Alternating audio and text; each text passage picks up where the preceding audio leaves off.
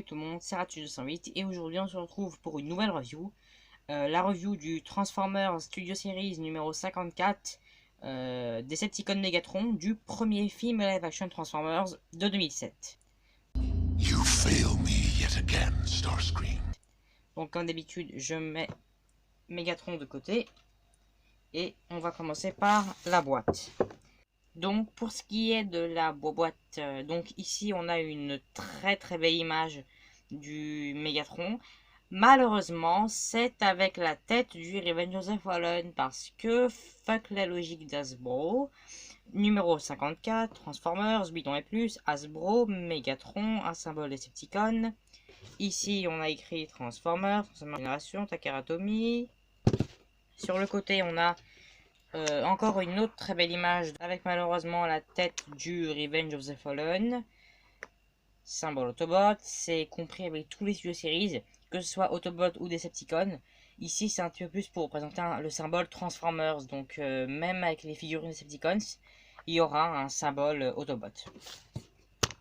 À l'arrière on a deux images en CGI de Megatron, un en son mode véhicule et un en son mode robot.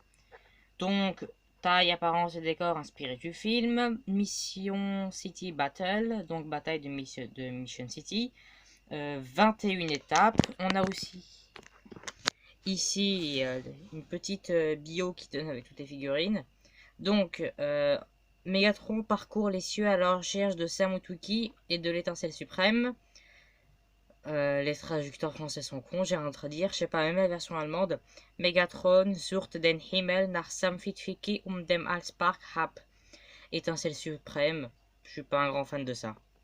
Et sur les côtés, on a une très belle encore image de Megatron. Dommage que ce soit la tête du Revenge of the Fallen. Ici, on a Voyager Class, classe Voyager, type Voyager, classe Viagero, classe Voyager. Et donc, c'était tout pour la boîte. Maintenant, on passe à la figurine. Donc là, elle est en son mode jet et ce mode jet est réussi. Pas parfait encore, je sais. Pour l'instant, enfin, ouais, bon. Ce jet est bien. Pas parfait, mais il est bien. Donc, vous avez l'avant ici. Bon, des petits trous ici, c'est un petit peu dommage. Bon, ici, on voit les bras. Ça, c'est là, bon, je vais la retirer, c'est l'arme du Megatron, mais son espèce de massue qui ne ressemble pas à une massue. Je vais la mettre de côté. Donc, pas vraiment de détails sur l'avant, à part peut-être l'espèce de gros petit nez, là. En haut, on voit carrément les jambes et les pieds. L'arrière, l'espèce de petit aileron qu'on a à l'arrière de l'avion. Les ailes sont, je trouve, très bien faites. Et en bas, le torse du robot. Ce qui est dommage. Après, c'est un jet cybertronien, du coup, je juge pas les designs. Ça peut être comme c'est. Ça reste pas un véhicule terrestre, du coup, si on retrouve quelques endroits du robot, c'est leur choix. Donc, pas vraiment grand chose à dire sur ce mode jet. Hein. Bon, il ne roule pas évidemment vu que c'est un jet. Il n'y a pas de train d'atterrissage comme plein d'autres figurines Transformers avions en général. Ouais, je pense que c'est l'heure des petites comparaisons. Donc le voici à côté du Voyager Class The Last Night Megatron, donc le Megatron de Transformers 5. Comme vous pouvez le voir, ils ont décidé de reprendre ce même design à peu près, même si bon, les jets se ressemblent pas trop.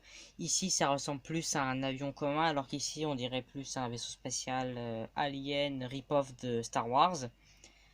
Ouais, voilà, donc pour le mode jet, je préférerais ce Megatron, contrairement à celui-là. Bon, il est bien comme mode jet, mais je trouve qu'il y a quand même des trucs un petit peu dommages, comme par exemple les grosses jambes qu'on voit sur le haut de l'avion et le torse qu'on voit du dessous. Et ici, les bras qui sont là. Bon, les mains sont rentrées à l'intérieur, sont pas totalement cachées, du coup, oui. Donc, mode jet, je préfère celui-là. Le voici aussi à côté d'un personnage issu du même film et de la même gamme aussi, Studio Series. Le Studio Series Starscream. Donc, le voici également à côté du Studio Series Optimus Prime, du deuxième film, mais bon, celui du premier film aussi c'est le même, hein, c'est quasi kiff kiff. Hein. Donc le mode jet plus grand que le camion Optimus, ça me paraît logique. Et donc pour finir les comparaisons, ce que je trouve est assez marrant, mais bon, avant que je le montre, ne me défoncez pas dans les commentaires parce qu'il faudra que je vérifie, mais je ne sais même pas s'il est bien transformé. Le voici avec le Voyager Class Megatron du premier film de 2007. Celui-ci, l'original. Donc là, ouais, vous voyez qu'au niveau jet, celui-là est vachement supérieur à ce tas de ferraille marron. Celui-là, c'est celui du pack avec le Fallen et le Soundwave Revenge of the Fallen. Mais bon, c'est quasiment le même mold et ici on a une couleur un petit peu plus marron alors que l'original était gris. Ouais, c'est ça. Et maintenant, on passe au moment culte. La transformation. Alors, la transformation sur ce Mégatron est, allez, je dirais simple. Pour ma part, je le trouve simple. Donc, déjà, les ailes ici, vous allez déclipser cette partie-là. Vous allez retourner la petite partie qui est ici. Et vous refermez tout ça. Ici, vous repliez le bout de l'aile que vous ramenez ici. Vous faites la même chose de l'autre côté. On déclipse, on retourne, on rattache, on rentre, et là, vous avez les ailes qui sont rentrées. Ensuite, pour les jambes, ici, on déclipse. Qu'est-ce que je fous moi? Non, c'est pas là, c'est pas là. Bon, déjà, vous déclipsez ici pour mettre l'aileron en deux. Et donc, vous séparez et vous ramassez tout ça ici. La même chose de l'autre côté. Maintenant, on va pouvoir s'attaquer aux jambes. Pour faire les jambes, vous remettez ça ici. Les ailes, vous retournez et vous rentrez tout ça à l'intérieur. Voilà. Et vous clipsez bien tout ça. Pour ce qui est du talon, vous le ramenez ici. Et pour l'aileron, vous le retournez comme ça. Et vous le clipsez juste ici. Mis au point. Voilà, juste ici. Vous avez un petit peg juste là. Et voilà. Vous faites la même chose de l'autre côté. On prend, on retourne, on rentre, on rapproche ça et on fait un petit clips. On ramène le talon et là on a les jambes du Mégatron qui sont faites. Maintenant, pour faire le haut,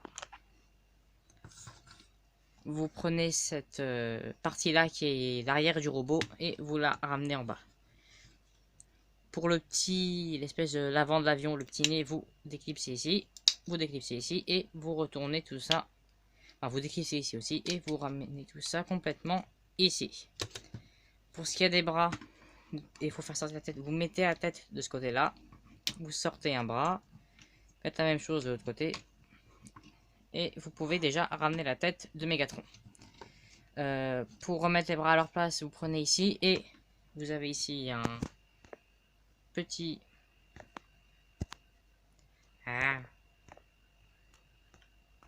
voilà, petit port d'attache. Vous clipsez tout ça comme ça. Pareil de l'autre côté. Vous ramenez les bras. Reste debout. Ça, vous le ramenez ici. Enfin, si déjà rentrez ça bien comme ça. Et donc ici, on va pouvoir clipser. Et on... comme ça. Pareil de l'autre côté. Les mains, vous avez juste à les sortir. On rabaisse, on sort, on rabaisse. Et là, on a le Studio Series numéro 54 Mégatron du premier film en mode robot. Et ce mode robot est magnifique, presque parfait. Enfin, bon, on va dire qu'il est quasiment parfait. J'adore ce mode robot, je pense que c'est l'un de mes modes de Mégatron préférés. Beaucoup de détails. Il a une bonne taille quand même, presque de la taille d'un leader. Et aussi, la pièce la plus importante, il n'a pas de backpack, ce qui est magnifique. Regardez-moi bien, c'est bien plat, c'est bien rentré, il n'y a pas de backpack. J'adore ça. Pour ce qui est des détails sur la tête. Donc, on a la tête de Megatron jusqu'ici. Donc ici, c'est bel et bien la tête du Megatron du premier film, alors que sur la boîte, on avait la tête du Megatron Revenge of the Fallen. Je ferai la comparaison juste après. Donc, ouais, voilà, beaucoup de détails sur la tête, la mâchoire, les dents, les yeux. J'ai toujours cru que le haut de sa tête ressemblait un peu à une couronne. Enfin, ça ressemble plus à une couronne sur le Revenge of the Fallen. Donc, voilà le torse. Alors, le torse, malheureusement, est également le même que celui de Revenge of the Fallen. On comparera, mais ouais, je crois que c'est le même. C'est exactement le même. Le système de transformation des bras et du dos aussi sont similaires à celui du Revenge of the Fallen. Donc voilà, vous voyez les détails sur les bras.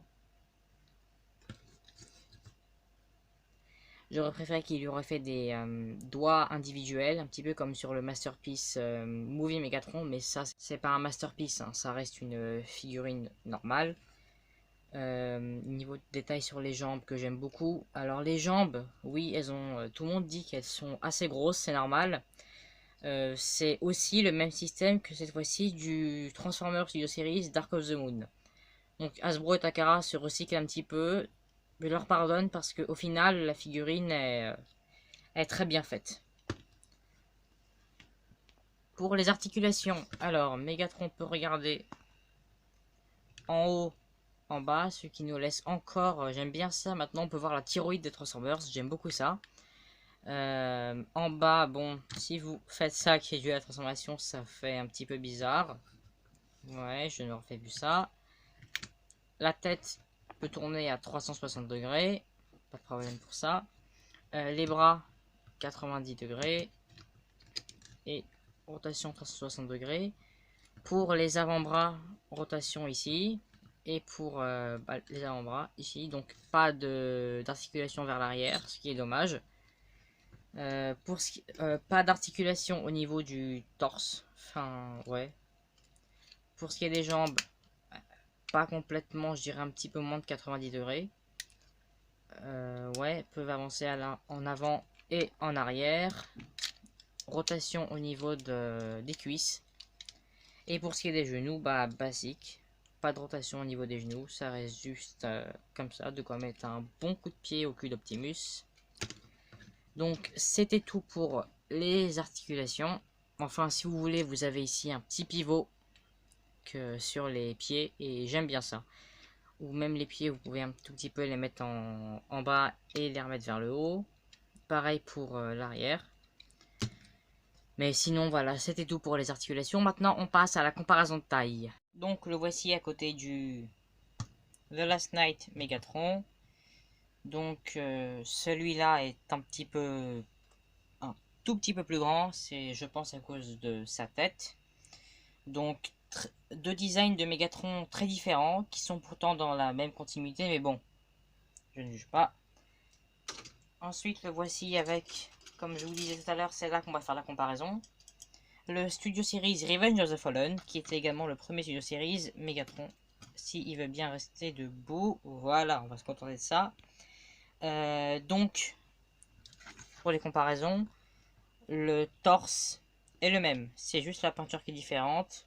Je préfère la peinture sur le 2007 Megatron.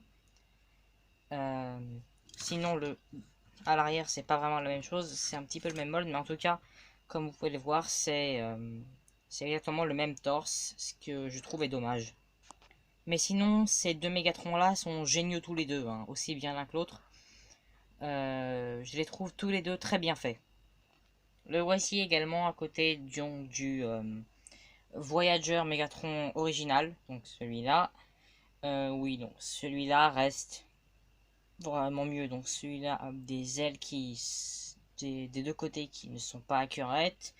Je trouve que l'effet de glace ici, sur les pieds et sur les épaules, marche pas pour moi. Le voici également à côté du Studio Series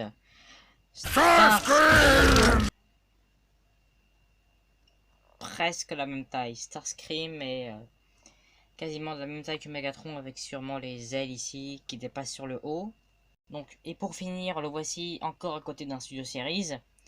Le Studio Series Dark of the Moon Megatron. Oh, allez, pitié, mets-toi, mon fils. Allez, allez, accroche-toi. Et pour finir, du côté de son armement, qui est pas le meilleur du tout. Vous pouvez prendre n'importe quelle main. Moi, je vais utiliser la droite. Donc, vous rentrez la main et vous prenez son espèce de massue que vous rentrez à l'intérieur. Voilà. Et donc, cette arme, je ne l'aime pas. Voilà. Ainsi ai-je parlé. Donc, voilà. J'aurais qu'il la fasse un petit peu plus articulée. Au moins qu'elle soit articulée, parce que là, c'est juste un bout de plastique long, stable, qui fait rien. Ce qui fait que c'est pas vraiment une massue. Et pour les stop motion, c'est pas super pratique. Alors c'est pratique dans le fait où si ça aurait été une vraie massue molle qui tombe comme ça aurait été compliqué de faire un bon stop motion avec. Donc là on peut par exemple faire un coup Optimus. Je mettrai un test. Donc là vous voyez le test, à quoi ça ressemble. C'est pas le meilleur du monde, mais j'aurais quand même préféré qu'elle soit articulée. Et donc évidemment, que serait un Studio Series sans le décor avec lequel il est fourni. En l'occasion ici, c'est la scène, c'est la bataille finale du dernier film. Ah non, qu'est-ce que je raconte? La bataille finale du premier film. Donc je vais mettre le Mégatron ici. Et donc là, vous savez ce que ça donne avec le Mégatron dedans. Je sais pas combien de fois ils vont réutiliser ce même décor. On l'a eu pour le Studio Series Ironhide, Ratchet, Jazz. Et je crois que c'est tout. Hein. Bon, 3 fois, c'est peut-être rien. Je crois qu'on l'a eu avec d'autres figurines aussi, mais il faudra que je revérifie les décors. C'est pas en général ce qui m'intéresse le plus chez les Studio Series. C'est la figurine en elle-même qui m'intéresse. Donc, ouais, j'aurais quand même préféré qu'il... Ça aurait été bien s'il aurait utilisé l'endroit où du secteur 7 là où Megatron était congelé et qu'on avait derrière en fond le chaos qu'il avait fait, tout ça, l'espèce d'endroit, la machine qui le retenait en cryoconservation. Je pense que ça aurait été mieux, c'est mon avis. Après, si vous pensez que ça c'est mieux, ouais, ça représente la même bataille, mais bon, ça fait quand même 3 fois qu'on l'a, donc ici la 4e fois. Sinon, verdict final, cette figurine, si vous collectionnez les Studio Series ou que vous êtes un fan de Megatron en général, je la recommande. C'est une très belle figurine, pas parfaite non plus. Elle a des petits défauts comme par exemple les jambes et le torse. Son backpack est magnifique. Voilà, donc j'ai rien à dire, le backpack est propre, nickel. Et sinon, si vous avez aimé cette review, n'hésitez pas à mettre un petit like, des jolis commentaires et à la partager et à vous abonner. Ciao, ciao, ciao. C'est pas ma faute, je suis obligé de le faire. Photo de famille.